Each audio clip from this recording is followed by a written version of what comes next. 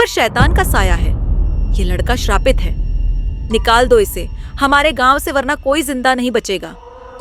कभी कभी गांवों में सिर्फ कहानियां नहीं जन्म लेती, वो जन्म लेते हैं श्राप।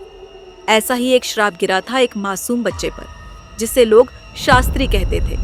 12 साल का एक लड़का, जिसकी आंखों में डर से ज्यादा सवाल थे और जिसका पीछा कर रही थी एक छाया। गांव के लोग कहते थे, इस पर शैतान का साया है। जो अपनी बहन को मार सकता है वो किसी को भी मार सकता है। निकाल दो इसे हमारे गांव से, वरना हम सब मारे जाएंगे। लेकिन सच क्या था, वाकई कोई नहीं जानता था। कहानी शुरू होती है उस रात से, जब गांव के जंगलों में शास्त्री को रहस्यमयी आवाजें सुनाई देने लगी। आओ शास्त्री, आओ, हमारी दुनिया में आओ। डरा हुआ शास्त्री दौड़कर घर लौटा, अपनी माँ को सारी बातें बताईं, लेकिन किसी ने उस पर भरोसा नहीं किया।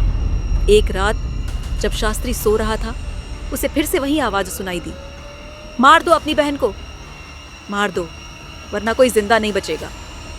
और अगले ही पल एक दिल दहला देने वाली चीख गूंजी। शास्त्री खून में सना हुआ अपनी मरी हुई बहन के पास खड़ा था।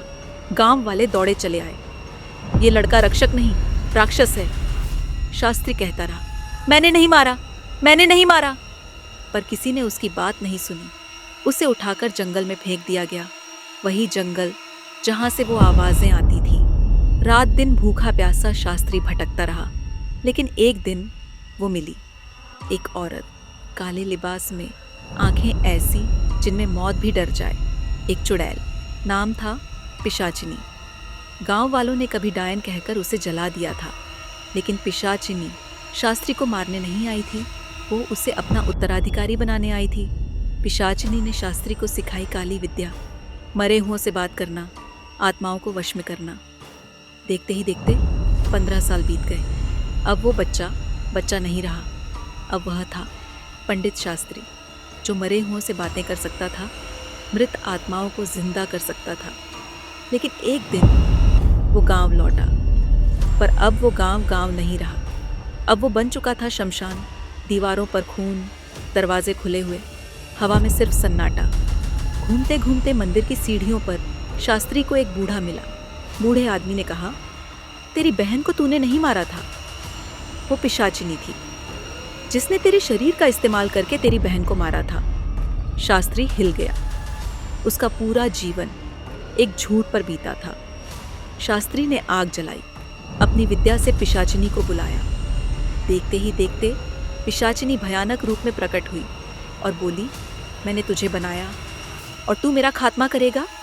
शास्त्री और पिशाचिनी के बीच शुरू हुआ तांत्रिक युद्ध। शास्त्री ने अपनी माँ का दिया हुआ ताबीज निकाला और बोला, यह तेरी मौत है पिशाचिनी।